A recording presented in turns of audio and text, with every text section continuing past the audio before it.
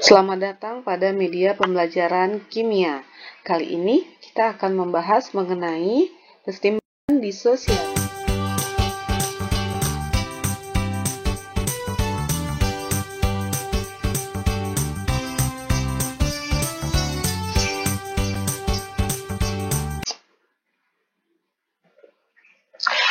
Banyaknya zat yang mengalami disosiasi atau penguraian dapat diketahui dengan derajat disosiasi atau alfa. Nilai dari derajat disosiasi adalah sama dengan R dibagi M, di mana R adalah jumlah mol yang terurai, M adalah jumlah mol mula-mula. Harga derajat disosiasi berkisar antara 0 sampai 1, yakni derajat disosiasi lebih besar dari 0 tetapi kurang dari 1.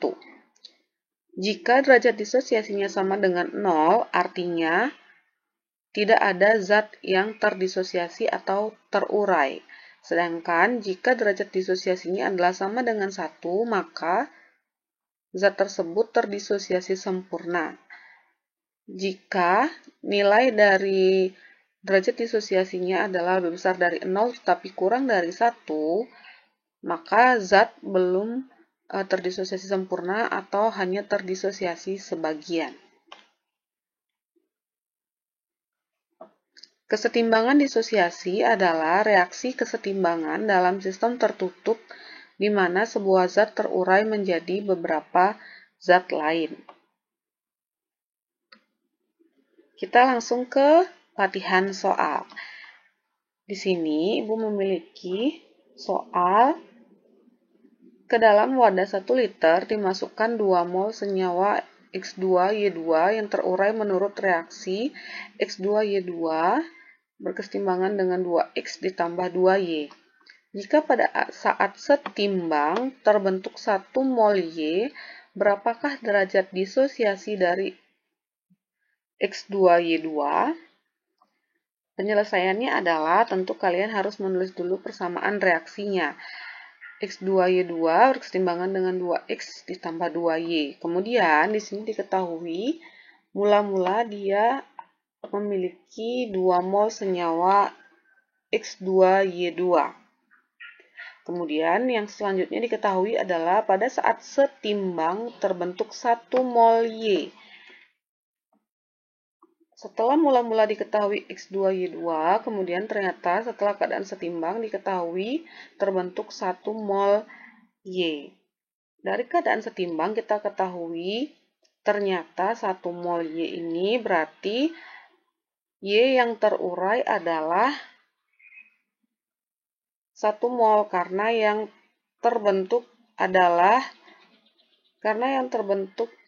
1 mol Y, berarti otomatis yang terurai adalah 1 mol Y juga, karena terbentuk 1 Y, otomatis yang terurai juga adalah 1 Y, karena mula-mula X dan Y belum terbentuk. Nah, tapi setelah keadaan setimbang dia terbentuk 1 mol, berarti otomatis yang terurai adalah 1 mol Y. Nah, dari sini kita bisa menentukan jumlah mol yang terurai. Karena di sini kita bisa mengetahui jumlah mol terurai dari senyawa Y. Nah, karena koefisien dari Y2 sama dengan koefisien X, maka jumlah mol yang terurai antara X dengan Y sama, sehingga jumlah mol yang terurai dari X dan Y adalah 1 mol. Sedangkan untuk X2Y2 yang terurai adalah karena dia koefisiennya 1, maka yang terurai hanya 0,5 mol. Di mana didapatkan? Ingat, kita gunakan perbandingan koefisien, yakni 1/2, tadi yang diketahui adalah ini, 1/2 dikali 1 mol, maka didapat 0,5 mol. Oke, kita ulang. Yang terbentuk dalam keadaan setimbang adalah 1 mol Y. Berdasarkan data mol yang diketahui, kita bisa menentukan jumlah mol yang terurai. Karena yang terbentuk dalam keadaan setimbang 1 mol, maka dalam keadaan atau mol yang terurainya adalah 1 mol juga. 1 mol yang terurai ini untuk 2 koefisien. Di sini jumlahnya sama, maka yang terurai juga 1 mol. Sedangkan yang terurai untuk X2Y2 adalah 0,5 mol karena koefisiennya adalah 1. Karena kita sudah mengetahui jumlah mol yang terurai, maka kita bisa menentukan mol yang dalam keadaan setimbang untuk X2Y2 dan 2X. Ini adalah 1 mol, sedangkan yang ini adalah 1,5 mol, yakni mol mula-mula dikurang dengan mol yang terurai, sehingga dalam keadaan setimbang terbentuk X2Y2 sebanyak 1,5 mol. Nah, jadi, seperti itu dalam penentuan jumlah mol dalam keadaan setimbang. Nah, kembali kepada pertanyaannya, berapakah derajat disosiasi? Yang ditanya adalah derajat disosiasinya.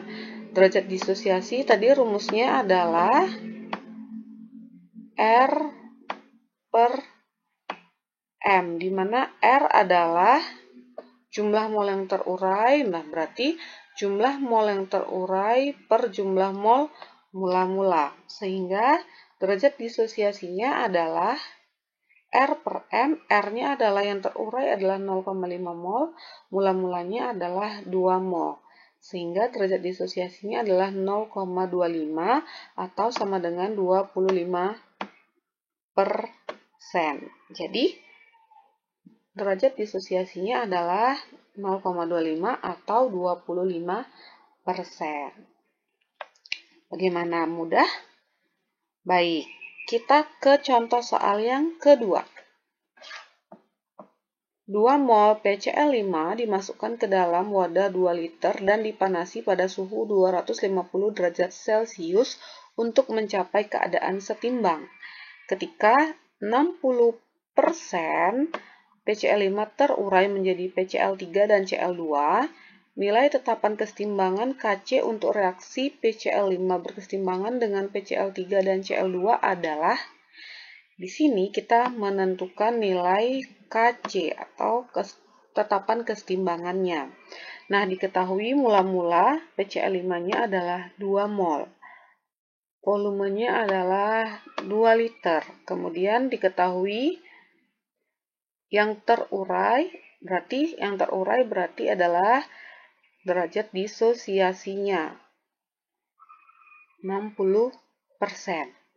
Kita lihat pembahasannya. Yang terdisosiasi atau terurai hanya 60% dari PCl5 yang tersedia. Nah, 60% itu berapa? Mula-mula tadi PCl5-nya ada 2 mol, berarti 60% dari 2 mol itu yang terurai sebanyak 1,2 mol. Dari 2 mol yang terurai hanya 60%. 60% ini adalah 1,2 mol. Seperti biasa, untuk menentukannya adalah kita tuliskan persamaan reaksinya. PCl5 berkesetimbangan dengan PCl3 ditambah Cl2. Nah, mula-mula tersedia 2 mol. Kemudian PCl5 yang terurai adalah 1,2. Dari sini kita bisa menentukan yang lainnya. Karena koefisiennya sama, berarti yang terurai juga sama. Mula-mula tentu PCl3 belum terbentuk. Yang terurai 1,2 mol, PCl3 pun yang terurai adalah 1,2 mol. Cl2 juga 1,2 mol karena koefisiennya sama-sama 1. Kemudian, mol yang setimbang adalah 2 dikurang 1,2 adalah 0,8 mol, sedangkan ini adalah 0 ditambah 1,2 adalah 1,2, Cl2 pun 1,2 mol. Nah, kembali ke pertanyaannya. Pertanyaannya adalah berapakah tetapan kesetimbangan atau Kc? Masih ingat dalam menentukan Kc? Kc didapat dari apa? Kita bisa menentukan Kc bagaimana? Kc didapatkan dari menuliskan rumus Kc adalah konsentrasi produk dipangkatkan koefisiennya dibagi konsentrasi reaktan. Kc adalah konsentrasi PCl3 pangkat 1 karena koefisiennya 1 dikali konsentrasi Cl2 pangkat 1 dibagi konsentrasi PCl5 pangkat 1.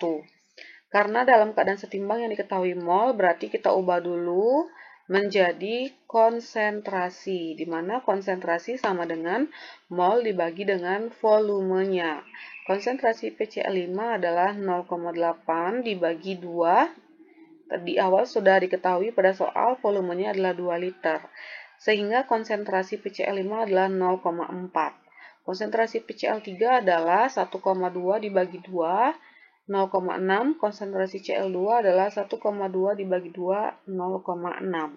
Kita masukkan ke dalam persamaannya, sehingga diperoleh Kc sama dengan konsentrasi PCl3 0,6 dikali konsentrasi Cl2 0,6 dibagi konsentrasi PCl5 0,4. Sehingga tetapan kesetimbangannya adalah 0,9. Bagaimana? Sudah mulai paham dengan dua contoh soal yang sudah kita bahas? Untuk menguji pemahaman seperti biasa, kalian bisa mengerjakan latihan soal berikut. Jadi, di sini ada soal, silakan kalian kerjakan. Tentu soal ini sama seperti soal yang sudah kita bahas. Suatu mol senyawa AB berada dalam 1 liter air. Jika pada larutan tersebut mengalami disosiasi sebesar 40%, menurut reaksi AB berkesetimbangan dengan A ditambah B, tentukan tetapan kesetimbangan reaksi tersebut. Silakan dikerjakan dengan baik dan dikumpulkan pada Google Classroom. Sekian mengenai pembahasan kali ini. Kita bertemu pada media pembelajaran selanjutnya.